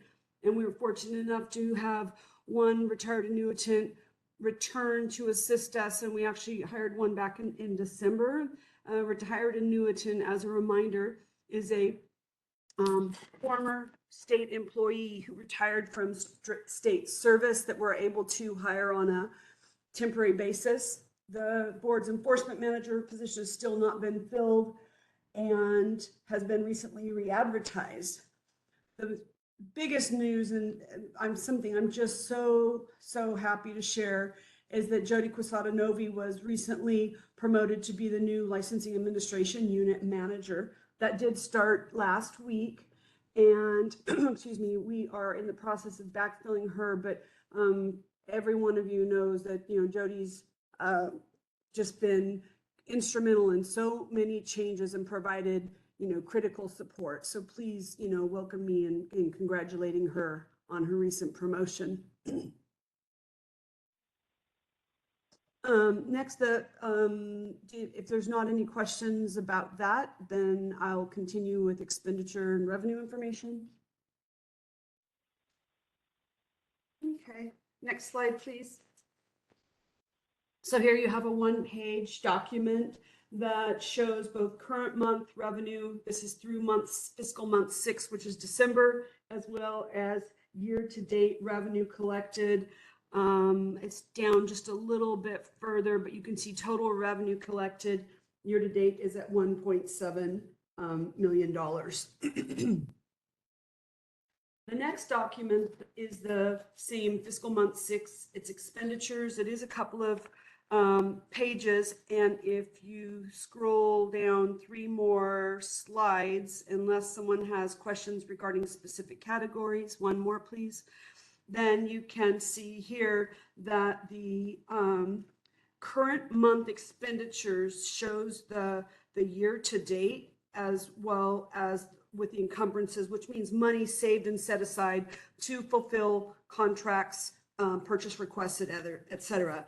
So right now that's at 1.6 months. And when we meet in May, hopefully we will have information through March or April at that point. And I feel like having a 9-month info is, you know, is very solid in terms of us finalizing projections to the year end. So the May meeting, you'll get these same documents, but plus a fund condition as well. You have any questions? Okay. The next one, item C, is actually, you know, the fund condition. And what that document, though, has also estimates in it. So it shows fiscal year 2021 shows actual. We're in current year 22, 23. And then what we've done, the reason the numbers don't match up exactly is that there are estimates in there. Again, this is such a fluid document that you can see every time you see one that the numbers are slightly different. The next page of this document does show, again, the board going negative and therefore needing that fee increase legislation this year. No, I'm not. So with no questions, we'll go to the next one, item D. This is the quarterly licensing data. This is for the second quarter of the fiscal year. Again, it shows by the various application types, the volume that are received. Again, for those that have something, for example, like the top row license applications, but then licenses issued, that's because a lot of these do not occur in the same month. Same thing with the advanced practice applications. Applications are received, and again, the volume approved, they could be some of those received, or it could have been some received in a prior reporting period. And with no questions there, I'll continue. The next item, E, has several different documents. The first, yep, there we go, thank you. So the first one shows the cases, right? How many cases were opened or complaints received, that's a combo. It includes complaints staff generate for violations, complaints received from, you know, employers, clients, patients, etc. And it also includes the rap sheets that we receive. With the number that were open and the number that were closed, you can see we had 415 cases pending. We have 9 cases at the Office of the Attorney General, and during that reporting period, there was one decision that the board voted on and went into effect during the reporting period. The next item is the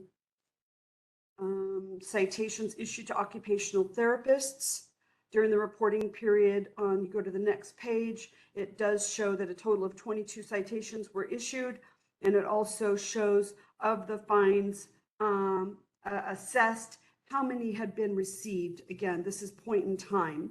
And so the reminder that when a citation is issued, individuals have 30 days to either appeal it or to pay it. And that's one of the reasons that the numbers don't match. If the payment has been made, we note the date, which is shown on the prior screen. So then, okay, the next document is the same information. It's for occupational therapy assistants. And again, you can not only see the total citations, but you can also see where the majority of the violations occur. With no questions, then I will continue. This is the detail on the cases pending at the Office of the Attorney General. For example, on the first one, it says, you know, the board probably voted on this yesterday. The next one says it identifies the hearing date. During the reporting period, listed at the bottom of that page is the one final decision that went into effect during the reporting period. And then lastly, in terms of the enforcement data, this is a current listing of probationers.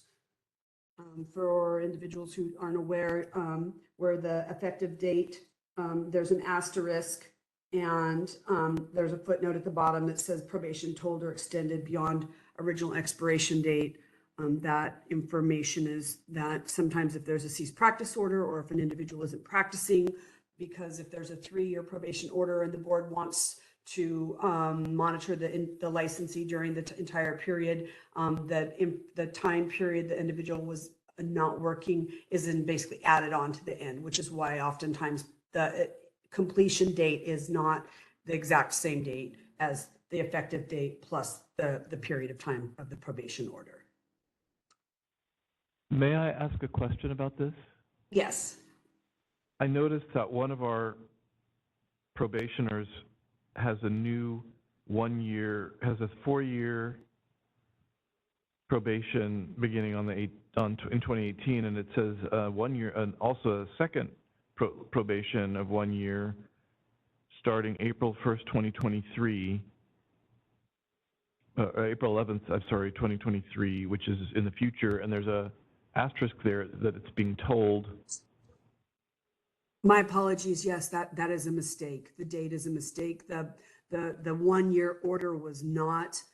It was because when there was a petition to revoke probation, and the administrative law judge used the wording "extend it by 1 year" to take into account the unknown variable of the tolling. So. Oh, I see. So that's an extension of the previous. Correct. Probation. Okay. Yes. Thanks. And so the date is incorrect. My apologies for that. That answers that question. Thank you. Okay. If there are no more questions about item E, then under 27F, under future agenda items, what we show here is the listing of items, and you can see that items that were down below have been moved up and prioritized for the February meeting.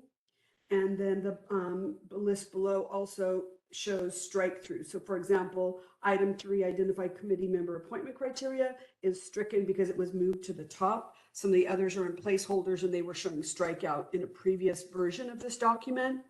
And so insofar as considering the items that were pushed to the May meeting, regarding items 14, 15, and 16 regarding the supervision issue.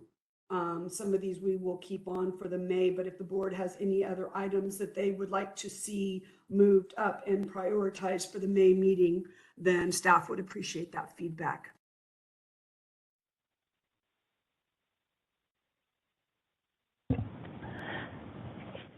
Heather, if I can add a comment just on that item. We did hear from the public.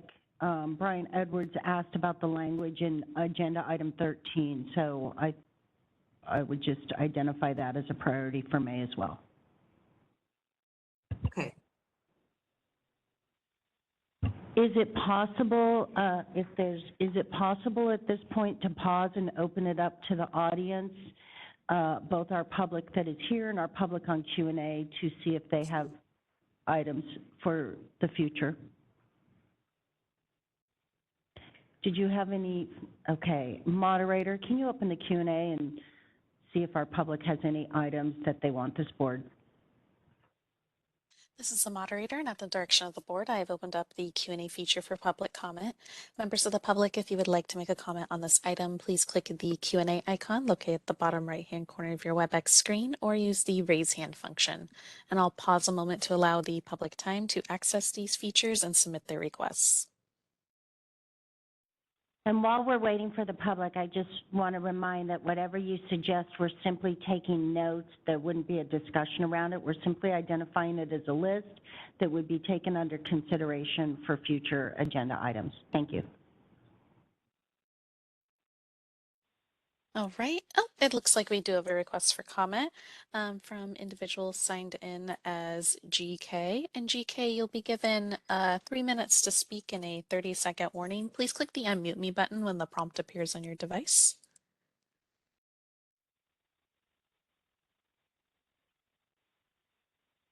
Always a chance to talk over here. It's just an observation from yesterday's meeting. I heard the president or the board telling that basically that the board is under the control of DCA many times over. And I would like to point out that DCA has no authority to control over the boards unless it's in the board gets sunsetted. There's no other reason. The boards are an independent entity, and you as board members have the authority to take decisions independently, be it compact or any other reason based on stakeholders' input. DC as an entity exists to provide centralized logistics services in human resources, printing, legal investigations, consumer information, but not exactly on decision making per se. And in case if DC is really controlling the board for decision, then I don't see why a board needs to exist for that matter at all, because it's taxpayers' money being wasted. Hence, I strongly encourage the boards to change its thinking on how to approach decision making, be it compact or any other issues, and not listen to DC or any other governing entities. Further, as DCA's strategic plan 22-27, it outlines clearly 6 goals, and the 6th goal says DCA provides resources for boards and bureaus to expeditiously license qualified applications to follow timely entrance into the workforce, avoiding establishing artificial barriers to licensure and maintain consumer protection. So if the above stated goals is not just rhetoric, then I'm sure DCA also would be facilitating the process for OTA to join the compact, not just for this board, for other boards too. And our Golden State is known to be a pioneer and it's said that's what CA does today, the rest of the US and the world does tomorrow. But unfortunately, when it comes to bureaucracy, we are kind of backtracking and pulling our legs all the way back to the centuries, ages away. So hence, we cannot hide behind the narrative of saying no other boards have done it yet in California, rather than look at other states, what they have done, and follow them for, after all, someone needs to bell the cat, right? So why not it be this, the OTA board starts with it? Thank you all for giving me the opportunity to talk. Thank you. Thank you for your comments. This meeting is being recorded, so we will be able to play that back and identify them. You also have the opportunity to put your comments in writing, should you choose to do that as well. I do want to just want to draw you back to the discussion yesterday to see the action that the board is taking. Any further comments? This is the moderator. It appears there are no further requests for public comment. Would you like me to close that Q&A panel? Yes, thank you. Thank you to our public for comments. Thank you to our live audience. Okay, and thank you to our board members. Returning back to you, to our executive officer, Heather Martin, closing on the future items so you can continue on your report. Okay, thank you for that. We will add to this list the pelvic health item, as well as the obtaining additional research and or if possible to get the information on the 7 presentations and also the presenters for those items at the Western Regional OT Conference. I'm not sure we'll have anything, by May. Seems kind of soon for that if we're going to provide you with enough information. I just want to raise that issue. It's not on here yet, but it will be added. With no further questions, that's all I have for 27G. I'm sorry, F. Are there any other comments on the report of the executive officer? Okay, and this is a report, so there's no action taken by the board. Thank you for your report. I'm sorry, just a couple more things real quickly. The item G is a placeholder and we don't have anything for that. And then there are items under H, including the AOTA's most recent Model Practice Act, as well as the professional licensing report. And that concludes my report. Thank you. Heather, just one question about H. Can you just give a little direction as to why this was included in our materials? Was there a request of the board? Is there something in the future? It was not. It's informational only. Oftentimes questions are asked about AOTA and the Model Practice Act, and since this just came out in December, this was the first opportunity to share it in the full board forum. Got it. Okay, well, thank you for that. I do want to just draw back to the really good news and make sure that our public knows. I want to personally congratulate Ms. Jody Casada for her promotion, to thank her for her continued commitment to our license board, to make sure that our public knows the people that we have standing behind us to help us do what we do. They're there every single day. They're the ones that are interacting.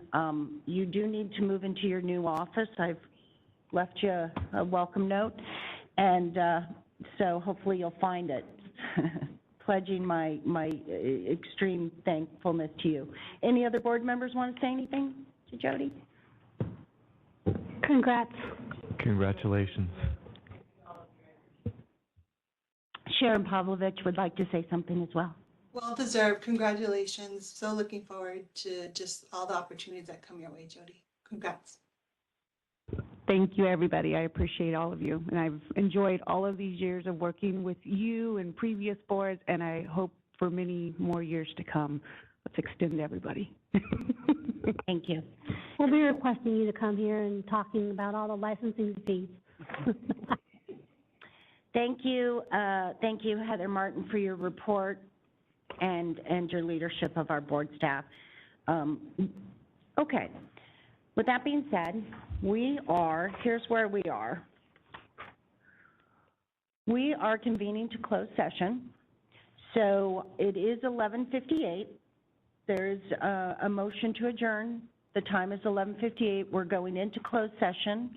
When we come out of closed session, we will simply open for a moment to tell you that we're closed. We want to thank you so much. Just first off, a couple of quick announcements. We hope you stay engaged. We hope if you're in Southern California, you join us for, we believe that meeting will take place in San Diego, but it's likely to be in Southern California. We don't know if we'll have the option to offer virtual and in person yet, but it's May 18th and 19th. We hope you join us. We very much appreciate the engagement and what our public and licensees bring to our board. Thank you so much. Have a good day.